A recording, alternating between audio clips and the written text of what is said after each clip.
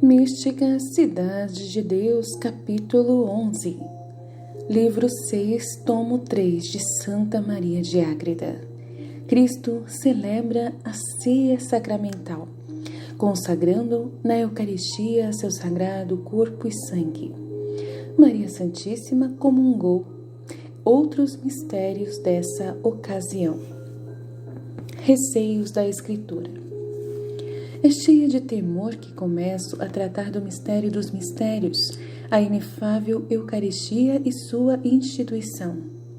Elevo o olhar da alma para receber a luz divina que me dirige e governa nesta obra, e participando da inteligência de tantas maravilhas sagradas, na mesma luz vejo e temo a minha insignificância. Minhas potências se confundem e não encontro nem posso dar adequada explicação para o que eu vejo, ainda que seja muito menos de quanto entendo. Apesar de ignorante nos termos e sem habilidade nas potências, falarei para não faltar a obediência e para continuar a história do que nestas maravilhas realizou a grande Senhora do mundo, Maria Santíssima. Se não falar com a propriedade exigida pela matéria, sirvam-me de desculpa minhas condições e deslumbramento. Não é fácil traduzir em palavras o que a vontade deseja entender apenas pelo sentimento e gozar a sós o que não pode nem convém manifestar. Preparativos da ceia sacramental. Cristo, nosso bem, celebrou a ceia legal reclinado no chão com os apóstolos, junto com uma mesa ou estrado com 6 ou 7 dedos de altura acima do solo. Assim era o costume dos judeus. Terminado o lava-pés, mandou preparar outra mesa alta, como agora usamos para comer.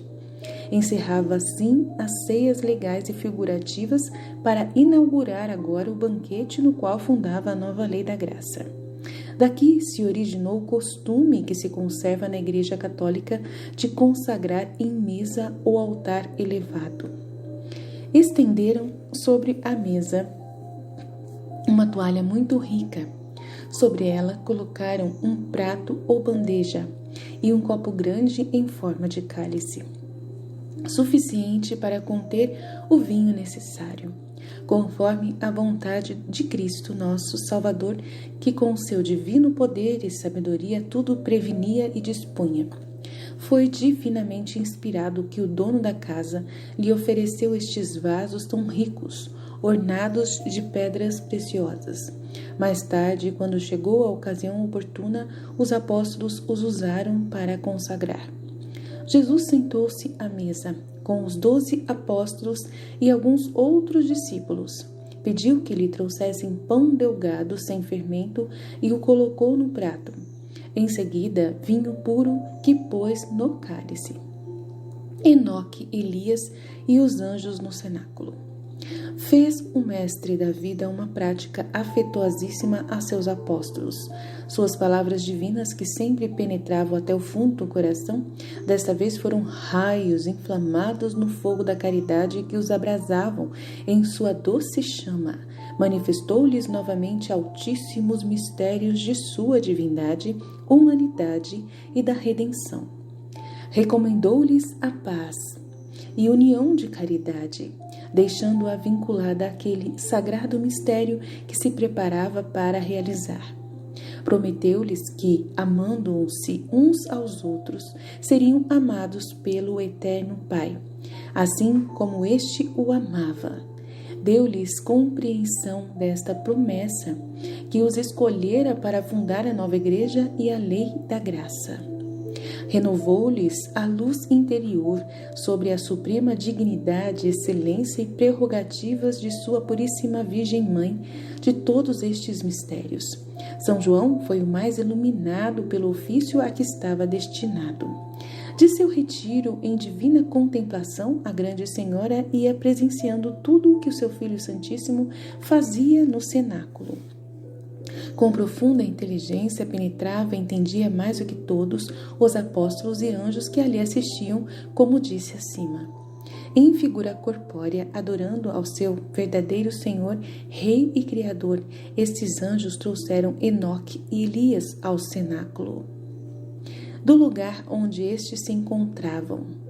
Quis o Senhor que estes dois pais da lei natural e escrita estivessem presentes à maravilhosa fundação da lei evangélica e participassem de seus admiráveis mistérios. O céu no cenáculo. Estando todos reunidos esperando com admiração o que faria o autor da vida, apareceu no cenáculo a pessoa do Eterno Pai e do Espírito Santo, como apareceu no Jordão e no Tabor. Os apóstolos e discípulos sentiram alguns efeitos desta visão, mas só alguns a viram. Entre estes, São João, que sempre teve penetrante e privilegiado olhar de águia para os divinos mistérios. Todo o céu trasladou-se ao cenáculo de Jerusalém, pois assim magnificamente fundou-se a Igreja do Novo Testamento e se estabeleceu a lei da graça para a nossa eterna salvação. Para entender os atos do Verbo humanado, lembro que ele possuía duas naturezas, humana e divina, numa só pessoa, a do Verbo. Por isto, as ações de ambas as naturezas pertencem à mesma pessoa, Deus e homem, dizendo que o Verbo humanado falava e orava ao seu eterno Pai. Não se entenda que falava com a natureza divina, pela qual era igual ao Pai, mas sim com a humana, pela qual era menor, porque consta como a nossa, de corpo e alma. Deste modo é que no cenáculo louvou ao Eterno Pai, exaltando-lhe a divindade e infinito ser. Em seguida, orou pelo gênero humano, dizendo: Oração de Cristo, meu Pai e Deus eterno, eu te confesso, louvo e exalto no ser infinito de tua incompreensível divindade. Nesta sou um contigo, e o Espírito Santo, gerado desde toda a eternidade pelo teu entendimento, figura de tua substância e de tua indivisa natureza. Quero consumar a obra da redenção humana que encomendaste à natureza que assumi no seio virginal de minha mãe. Quero fazê-lo com a suma perfeição e plenitude de vosso divino agrado, passando deste mundo à vossa destra. Levarei a ti todos os que me deste, sem que nenhum se perca, pelo quanto depender de vossa vontade e da suficiência de sua redenção. Minhas delícias são estar com os filhos dos homens, e na minha ausência ficarão sós e órfãos, se os deixar sem minha assistência e presença. Quero, meu Pai, deixar-lhes penhor certo e seguro de meu inextinguível amor e da recompensa eterna que lhes tenho preparado. Quero deixar-lhes lembrança imperecível do que por eles tenho feito e sofrido.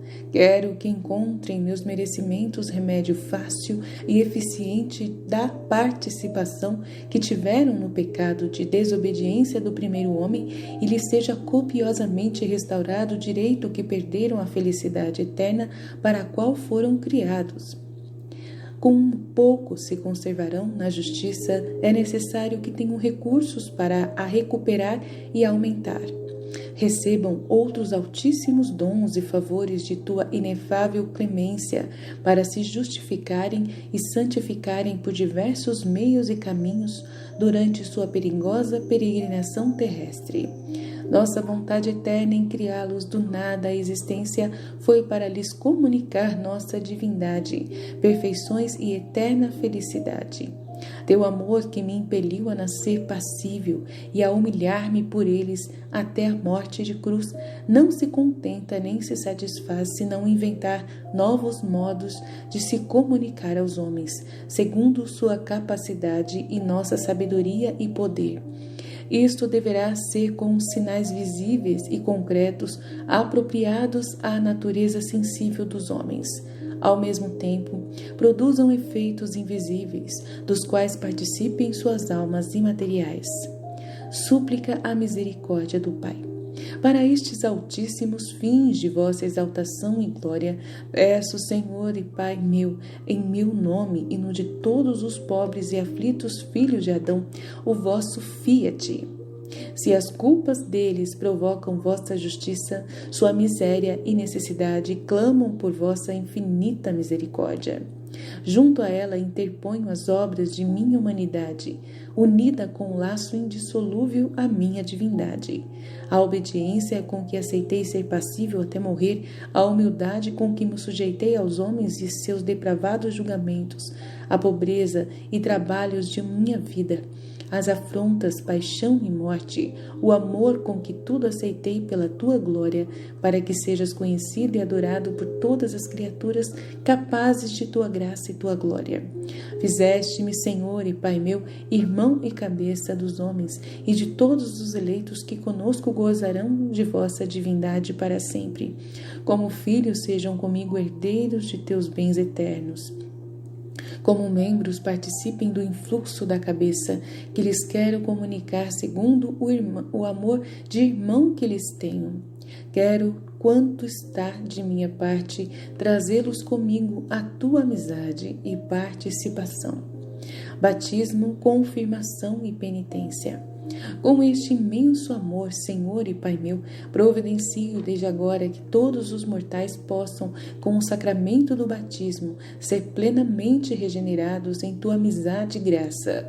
Possam recebê-lo assim que venham ao mundo e renasçam para o teu amor. Não tendo ainda uso da razão, a vontade de outros adultos suprirão a sua. Desde logo sejam herdeiros de tua glória, fiquem marcados por filhos de minha igreja, com um sinal interior que jamais se apagará. Fiquem limpos da mácula do pecado original, recebam o dom das virtudes da fé, esperança e caridade para agirem como filhos, conhecendo-te, esperando e te amando por ti mesmo. Recebam também as virtudes para dominar e governar as paixões desordenadas pelo pecado e conheçam claramente o bem e o mal. Seja este sacramento a porta de minha igreja e o que torne os fiéis capazes de receber os demais sacramentos e novos favores e benefícios de vossa graça. Disponho também que em seguida ao sacramento do batismo recebam outro, a confirmação, para serem confirmados na santa fé que professaram e devem testemunhar e defender com fortaleza, chegando ao uso da razão. Com a fragilidade humana, facilmente esmorecerá na observância de minha lei, e minha caridade não suportará deixá-la sem remédio fácil e oportuno. Quero que sirva para isso o sacramento da penitência, reconhecendo contritos suas culpas e confessando-as. Os fiéis recuperem o estado de graça, continuem a adquirir méritos para a glória que lhes prometi, e Lúcifer e seus sequazes não fiquem triunfantes para os ter privado do estado e segurança que tinham recebido no batismo. Eucaristia, unção dos enfermos, ordem e matrimônio. Justificados os homens por meio destes sacramentos, estarão em condições de fluir a máxima participação que em meu amor e comigo podem ter no desterro de sua vida mortal. Isto acontecerá recebendo-me sacramentado, por inefável modo, sob as espécies de pão e vinho. Nas do pão deixarei meu corpo e nas do vinho deixarei meu sangue.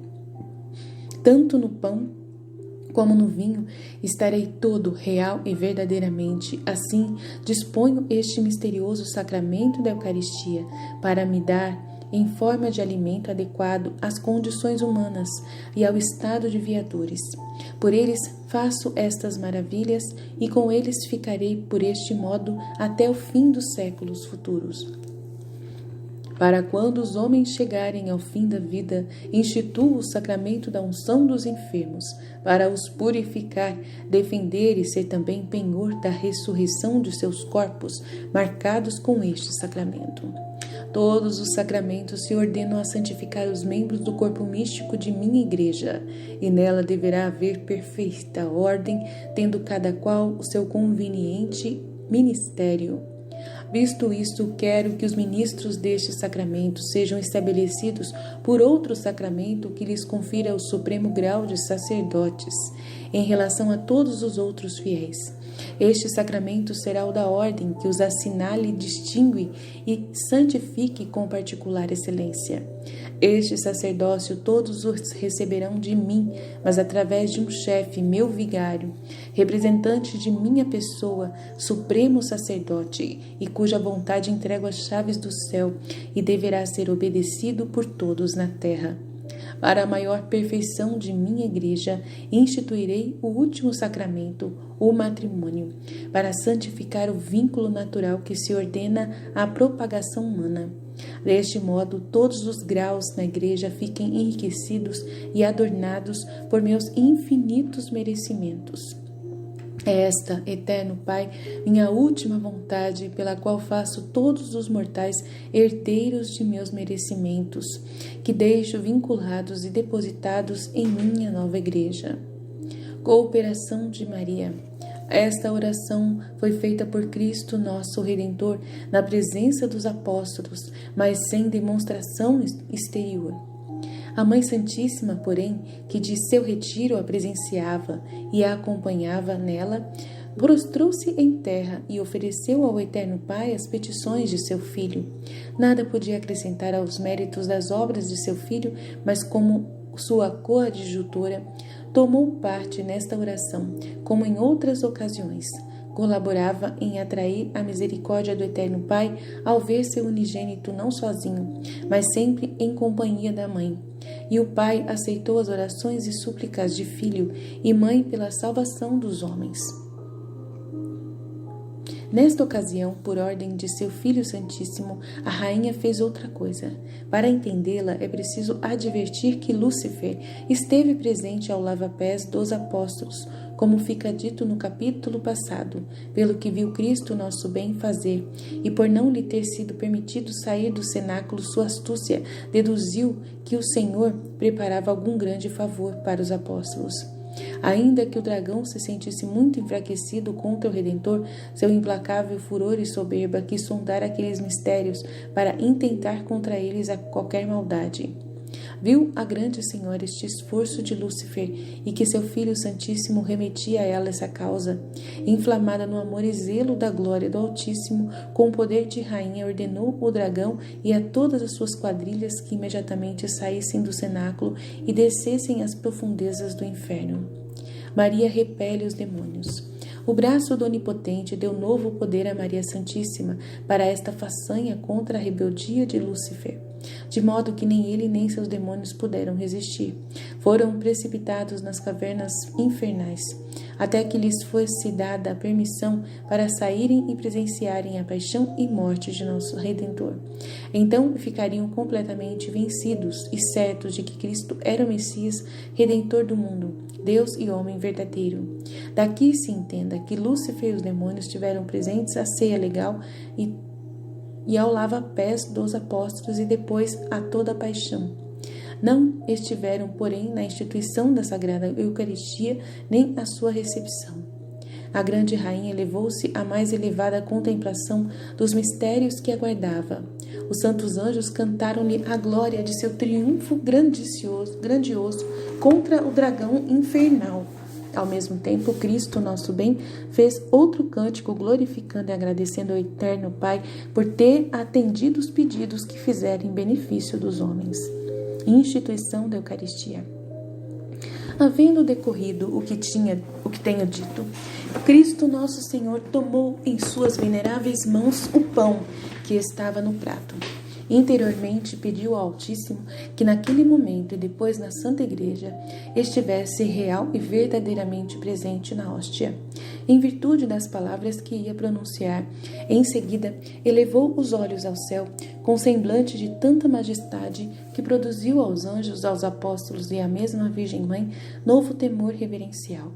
Pronunciou as palavras da consagração sobre o pão, transformando-o por transubstanciação em seu verdadeiro corpo.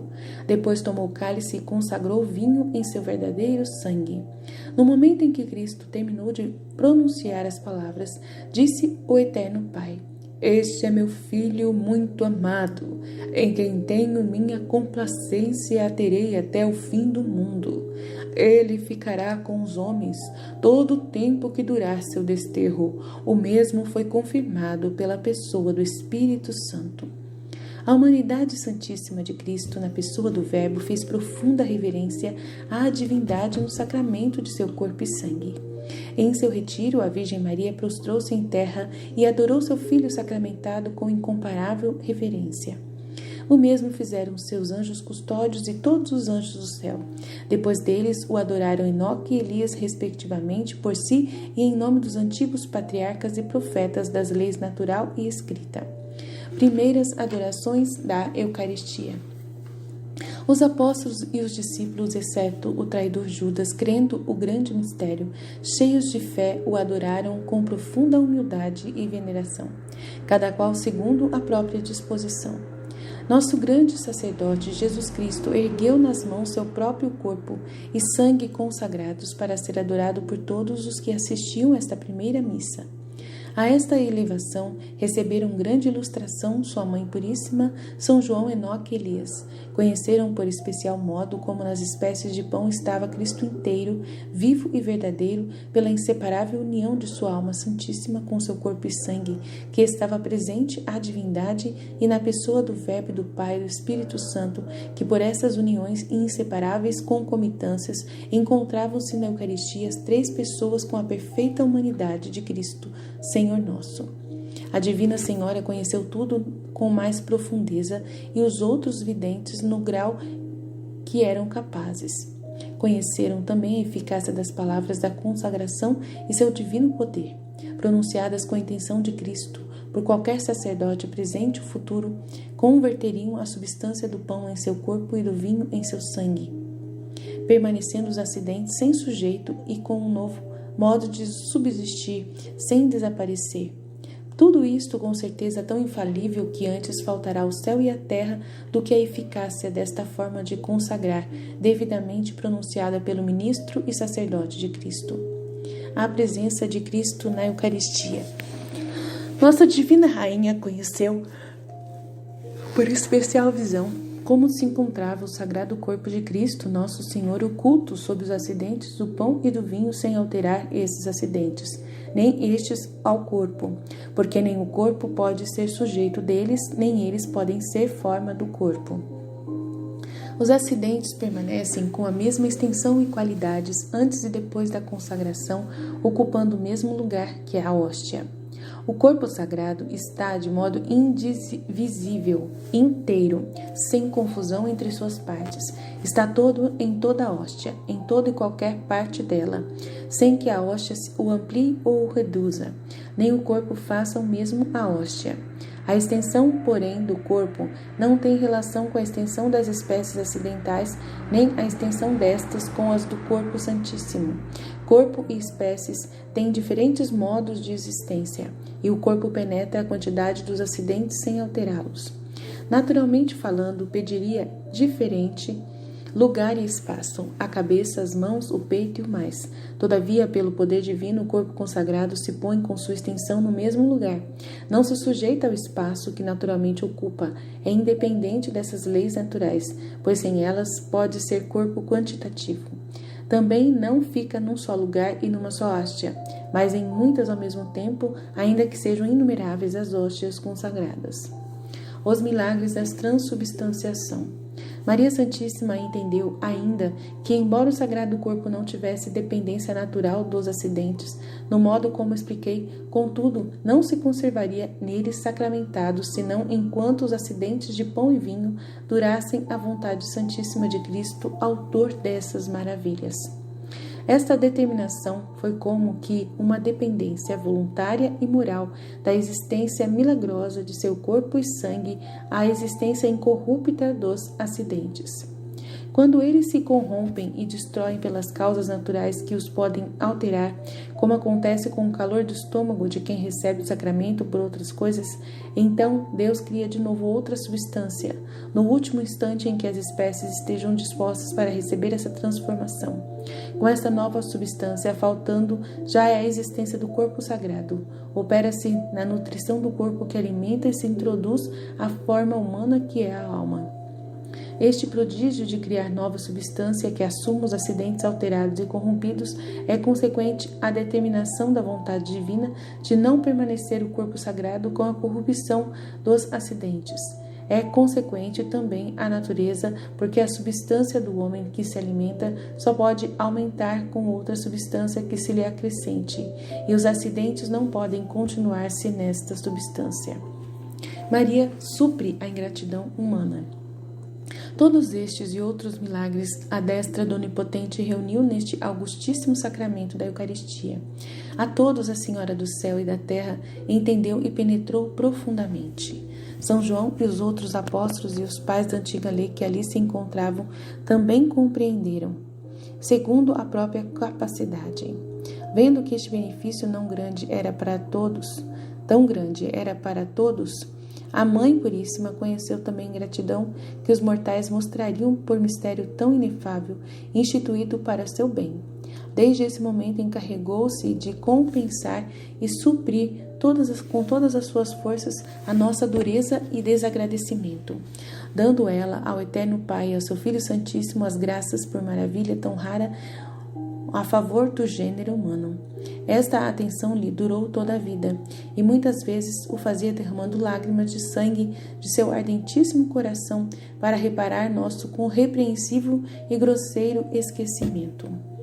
Cristo comungando a si mesmo. Maior admiração me causa o que sucedeu ao mesmo Jesus, quando depois de elevar o Santíssimo Sacramento para ser adorado pelos discípulos, partiu com suas sagradas mãos e comungou-se a si mesmo, antes de todos, como primeiro e sumo sacerdote, reconhecendo-se enquanto homem inferior à divindade que recebia em seu mesmo corpo e sangue consagrados. Humilhou-se, retraiu-se e comoveu-se na parte sensitiva, manifestando duas coisas. Primeira, a reverência com que se devia receber o seu sagrado corpo. Segunda, a dor que sentia na previsão da temeridade e audácia com que muitos chegariam a receber e tratar este altíssimo e eminente sacramento. Os efeitos que a comunhão produziu no corpo de Cristo, nosso bem, foram divinos e admiráveis. Por alguns momentos nele redundaram os dotes da glória de sua alma santíssima, como no Tabor. Esta maravilha, porém, só foi vista por sua Mãe Puríssima e um pouco por São João, Enoque e Elias. Este favor foi o último de repouso e gozo que a humanidade santíssima recebeu em sua parte inferior até sua morte. A Virgem Mãe teve também especial visão de como Cristo recebeu-se sacramentalmente e como esteve em seu divino peito, o mesmo que se recebia. Esta visão produziu grandiosos efeitos em Nossa Rainha e Senhora. Permanência eucarística na Virgem. Ao comungar-se, Cristo fez um cântico de louvor ao Eterno Pai, oferecendo-se sacramentado pela salvação humana. Separou uma partícula do pão consagrado e a entregou ao arcanjo São Gabriel, para que a levasse a Maria Santíssima. Este favor deixou os santos anjos como que satisfeitos e consolados de que a dignidade sacerdotal tão excelente tocasse aos homens e não a eles. Só por levar nas mãos em forma humana o corpo sacramentado de seu verdadeiro Deus e Senhor, causou grande e novo gozo a todos eles. A grande Senhora e Rainha esperava entre muitas lágrimas o favor da Sagrada Comunhão. Quando chegou São Gabriel, acompanhado de inúmeros anjos, recebeu-a da mão do Príncipe Celeste, sendo a primeira a comungar, depois de seu Filho Santíssimo, imitando-o na humildade, reverência e santo temor. O Santíssimo Sacramento ficou depositado no peito de Maria Santíssima sobre o coração legítimo sacrário e tabernáculo do Altíssimo. Ali permaneceu todo o tempo, desde aquela noite até depois da ressurreição, quando São Pedro consagrou na primeira missa, como direi adiante. O Senhor Todo-Poderoso operou este prodígio, tanto para consolo da grande rainha, como para cumprir antecipadamente a promessa que depois faria à sua igreja de estar com os homens até o fim dos tempos. No prazo que mediou entre sua morte e a consagração de seu corpo e sangue, sua humanidade santíssima não poderia estar na igreja por outro modo. Permaneceu este verdadeiro maná depositado em Maria Santíssima, arca viva, juntamente com toda a lei evangélica, conforme estava figurado na arca de Moisés. Durante esse tempo, não se consumiram nem alteraram as espécies sacramentais no peito desta Senhora e Rainha do Céu, que agradeceu ao Eterno Pai e a seu Filho Santíssimo com novos cânticos, imitando as ações de graças que o Verbo Divino fizera. Sacerdócio dos Apóstolos, comunhão de Enoque e Elias. Depois que a divina princesa comungou, nosso sacerdote deu o pão consagrado aos apóstolos, mandando-lhes que o repartissem e o dessem uns aos outros. Com estas palavras, conferiu-lhes a dignidade sacerdotal que começaram a exercitar, comungando pelas próprias mãos. Fizeram-no com suma reverência, derramando copiosas lágrimas e dando culto ao corpo e sangue de nosso Redentor. Segundo a preeminência de antiguidade, receberam os poderes sacerdotais e foram constituídos fundadores da Igreja do Evangelho. Em seguida, por ordem de Cristo nosso Senhor, São Pedro deu a comunhão aos dois antigos pais, Enoque e Elias. Com o gozo e efeitos desta comunhão, foram confortados novamente para esperar a visão beatífica até o fim do mundo, conforme determinou a vontade divina. Os dois patriarcas deram fervorosos louvores e humildes ações de graças ao Todo-Poderoso por este favor e foram restituídos ao seu lugar por ministério dos santos anjos. O Senhor realizou este prodígio para dar penhor e participação de sua encarnação, redenção e ressurreição geral às leis antiga, natural e escrita, pois o sacramento da Eucaristia encerra em si todos estes mistérios. É por causa que a Eucaristia ela encerra o mistério do corpo que vai ser ressuscitado no fim do juízo final. A Eucaristia tem toda uma relação com o corpo humano nosso, que vai ser restaurado no fim, o corpo físico mesmo. Então, como Enoque e Elias, eles foram de corpo e alma ao céu, eles estavam recebendo a Eucaristia, né, para poder, para esse mistério, por causa desse mistério que é insondável, que a Luísa viu esse mistério, mas ela mesma não soube explicar direito. Mas tem a ver com a participação na divindade de Cristo, é mais ou menos isso. É Deus comunicando a sua divindade para nós novamente, através do seu corpo e sangue. Nós perdemos essa união com Deus por nós mesmos, né? Então Jesus ele reconquistou essa união de divindade conosco, para nós. Ele reconquistou, comprou-nos a um preço do seu sangue e do seu corpo e sangue derramado na cruz, né? Imolados na cruz. Então nós temos que participar desse sacrifício, né? E aí Jesus, né, ele no meu coração me revelou para mim, né, enquanto eu lia a Luísa Picarreta, o Livro do Céu, ele disse que a Igreja Católica, os católicos que comungam, também comungam em nome de todos os outros que não comungam, né? Que a gente comunga várias vezes, por exemplo, Enoque e Elias comungaram só essa vez, isso já garantiu para eles, mas nós comungamos, né? Várias e várias vezes, não só por nós, mas pelas pessoas que não comungam também. Por isso que quando o anjo de Portugal veio e apareceu e disse: meu Deus, eu creio, adoro, espero e amo. Peço-vos perdão por todos os que não creem, que não adoram, não vos esperam e não vos amam. Né? Nós fazemos isso, nós vivemos para redimir. A nossa igreja ela é uma redentora. Ela faz parte da redenção de Cristo, né? Ela é corpo místico de Cristo. Então, o nosso corpo místico que nós somos parte de Cristo, ao comungarmos, nós relevamos essa graça e levamos essa graça de redenção a outras almas que não comungam, que nunca vão comungar Jesus. Então isso é um presente de Deus que Ele deu para nós, maravilhoso para nós católicos. Nós temos uma graça muito grande por sermos católicos e termos essa bênção de podermos comungar em nome de outras pessoas. Agora, foi o que Jesus colocou no meu coração. Se alguém falar que isso não tem verdade e tal, eu estou aberta a pessoa me instruir, a me exortar, a me corrigir. Mas foi o que Deus colocou para mim. Eu espero um dia a confirmação disso, claramente. Isso é fé pura da minha parte, porque Jesus é que me instruiu nessa fé. Agora, se tiver algum elemento da Igreja Católica, catecismo, magistério com documento de São Tomás de Aquino, alguma coisa que fale que não é assim, então eu agradeço alguém, se alguém me exortar e me corrigir, amém? Os demais que a receberam pertenciam à nova lei da graça, cujos pais eram os apóstolos. Assim o compreenderam Enoque e Elias em nome dos demais santos de suas leis.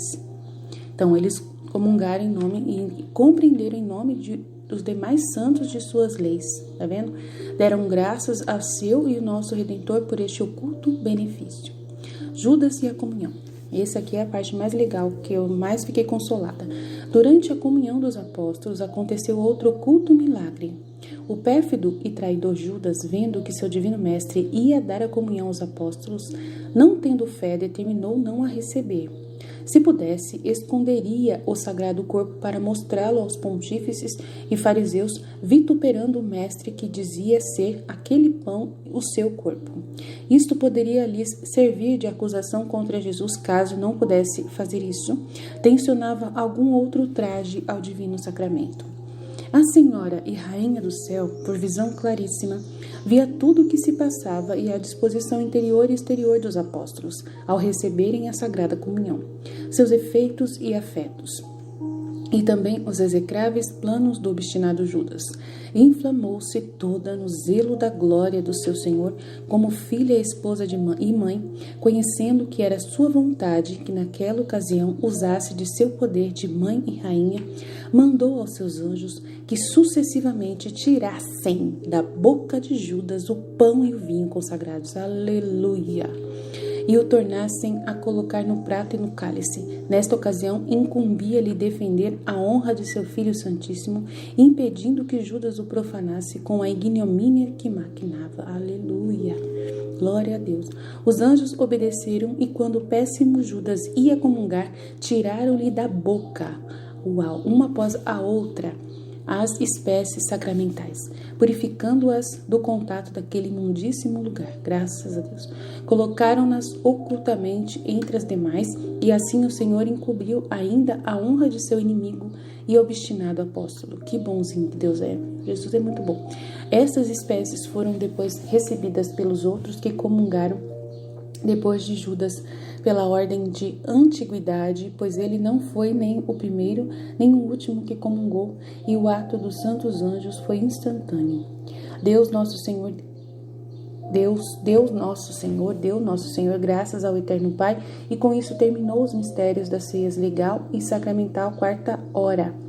Essa é a quarta hora, terceira e quarta hora. Ceia legal é a terceira hora da paixão e a sacramental, quarta hora da paixão. Principiando os da sua paixão, que descreverei nos capítulos seguintes. A Rainha dos Céus continuava atenta a todos, admirando-se, louvando e glorificando ao Altíssimo Senhor. Doutrina que me deu a Senhora Rainha do Céu, o tesouro da Eucaristia. Ó minha filha, se os que professam a Santa Fé Católica abrissem os corações, pesados e endurecidos, para receberem a verdadeira compreensão do sagrado mistério do dom da Eucaristia, se desvencilhados e abstraídos dos afetos terrenos e controlando suas paixões aplicassem a fé viva para entender na divina luz a felicidade de ter consigo Deus eterno sacramentado, podendo-o receber e participar dos frutos deste divino maná celeste, Se dignamente conhecessem essa grande dádiva, se estimassem este tesouro, se saboreassem sua doçura, se com ela participassem da virtude oculta de seu Deus onipotente, depois disso nada lhes restaria para desejar nem temerem seu desterro. Nos felizes tempos da lei e da graça, não se devem lamentar os mortais de que as paixões e fragilidades os afligem, pois neste pão celeste tem à mão a saúde e a fortaleza. Nem se queixam das tentações e perseguições do demônio, pois com o bom uso deste inefável sacramento o vencerão gloriosamente. Se para isto dignamente o frequentam, não atender a este mistério e não se valer de sua virtude infinita para todas as necessidades e trabalhos é culpa dos fiéis, pois para seu remédio o ordenou meu Filho Santíssimo. Em verdade te digo, caríssima, que Lúcifer e seus demônios temem de tal modo a Eucaristia que aproximar-se de sua presença lhes causa maiores tormentos do que estar no inferno. Muito embora entrem nos templos para tentar as almas, têm que se violentar e sofrer cruéis penas a troco de derrubar uma alma e incitá-la a cometer um pecado, ainda mais nos lugares sagrados e na presença da Eucaristia. O ódio que nutrem contra Deus e as almas os compele a se exporem no tormento de se aproximar de Cristo, meu Filho sacramentado. Poder da Eucaristia. Quando é levado em procissão pelas ruas, ordinariamente fogem a toda pressa. Não se atreveriam a se aproximar dos acompanhantes se não for a esperança adquirida por longa experiência de que vencerão alguns, fazendo-os perder a reverência pelo Senhor. Por isto, trabalham muito em tentar nos templos. Sabem quanta injúria se faz ao Senhor ali sacramentado, à espera de que os homens lhes correspondam o amor que tão generosamente lhes demonstra. Daqui entenderás o poder que adquire sobre os demônios, quem dignamente recebe este sagrado pão dos anjos. Se os homens o frequentassem com devoção e pureza, procurando conservar-se nestas disposições de uma a outra comunhão, seriam temidos pelos demônios. Muito poucos, porém, têm este zelo enquanto o inimigo fica alerta, espreitando e trabalhando, para que se esqueçam, se esfriem e distraiam, e não se valham contra eles de arma tão poderosa. Grava esta doutrina em teu coração.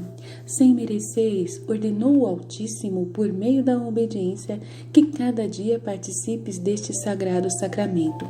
Recebendo, esforça-te para permanecer no estado em que te pões para uma comunhão até a outra. É vontade do Senhor e minha que traves com esta espada as guerras do Altíssimo em nome da Santa Igreja. Combata seus inimigos invisíveis, que atualmente afligem e entristecem tanto a Senhora das Nações, sem haver quem a console, nem atentamente o considere. Chora por esta causa e parta-se teu coração de dor. O onipotente, justo Senhor Juiz, acha-se indignado contra os católicos que irritam sua justiça com pecados tão frequentes e desmedidos, apesar da santa fé que professam. Não há quem considere, pese e tema tão grande dano, nem recorra ao remédio que poderiam solicitar, com bom uso do divino sacramento da Eucaristia, chegando-se a ele de coração contrito, humilhado e protegido por minha intercessão. Recompensa do amor à Eucaristia. Nos filhos da Igreja, esta culpa é gravíssima, mas é ainda mais repreensível nos maus e indignos sacerdotes. A irreverência com que eles tratam o Santíssimo Sacramento do altar dá ocasião a diminuir nos demais católicos a estima que lhe devem. Se o povo visse os sacerdotes se aproximarem dos divinos mistérios com temor e tremor reverencial, seriam levados a tratar e receber com igual devoção a seu Deus sacramentado. Os que assim fazem resplandecem no céu como o sol entre as estrelas. Os que tratarem e receberem meu Filho Santíssimo com toda a reverência gozarão especial luz e resplendor de glória, participação da mesma glória de sua humanidade santíssima. O mesmo não terão os que não frequentaram, com devoção à Sagrada Eucaristia. Além disto, serão vistos nos corpos gloriosos daqueles uns brilhantes e muito formosos sinais ou divisas no peito, em testemunho de haverem sido dignos tabernáculos do Santíssimo Sacramento. Isso lhes servirá de grande gozo acidental, de júbilo e louvor para os anjos, e de admiração para todos. Receberão ainda outro prêmio acidental. Verão e compreenderão com especial inteligência o modo como meu Filho Santíssimo está na Eucaristia e todos os milagres nela encerrados. Será tão grande este gozo que só ela bastará para alegrá-los eternamente, se não houvesse outro no céu. Quanto à glória essencial dos que com a devida pureza e devoção receberem a Eucaristia, igualará e em muitos excederá a alguns mártires que não a receberam. Humildade na recepção da Eucaristia. Quero também, minha filha, que de minha boca ouças a apreciação que de mim fazia quando na vida mortal eu ia receber meu Filho e Senhor sacramentado. Para melhor o entenderes, renove em tua memória tudo o que compreendeste sobre os dons, graças, obras e merecimentos de minha vida, conforme tenho te mostrado para o escreveres. Fui preservada em minha concepção da culpa original e naquele instante tive conhecimento e visão da divindade, conforme disseste muitas vezes. Recebi maior ciência do que todos os santos, no amor ultrapassei os supremos serafins. Jamais cometi culpa atual, sempre exercitei heroicamente todas as virtudes e a menor delas foi superior à suprema dos maiores santos, no cume de sua santidade. O alvo de todas as minhas obras foi altíssimo, os hábitos e dons, sem medida ou falha. Imitei meu Filho Santíssimo com suma perfeição. Trabalhei fielmente, sofri corajosamente e cooperei nas obras do Redentor, na medida que me tocava. Jamais cessei de amar e de merecer aumentos de graça e glória em grau eminentíssimo. Julguei, no entanto, que todos estes méritos teriam sido pagos dignamente só com receber uma única vez meu seu sagrado corpo na Eucaristia, e ainda não me julgava digna de tão alto favor.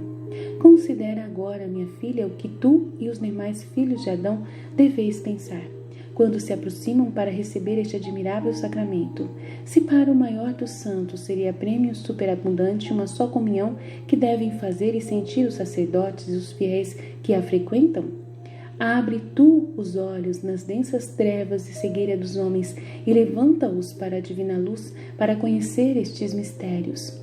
Julga tuas obras insignificantes, teus méritos limitados, teus trabalhos levíssimos e teu agradecimento muito insuficiente para tão raro benefício como possuir a Santa Igreja. Cristo, meu Filho Santíssimo Sacramentado, desejoso de que todos o recebam para enriquecê-los, se não tens digna retribuição para lhe oferecer por este bem e os outros que recebes, pelo menos humilha-te e apega-te com o pó e com toda a sinceridade do coração, confessa-te indigna dele, enaltece ao Altíssimo, bendize-o e louva-o, estando sempre preparada para o receber com fervorosos afetos, disposta a sofrer muitos martírios para obter tão grande bem.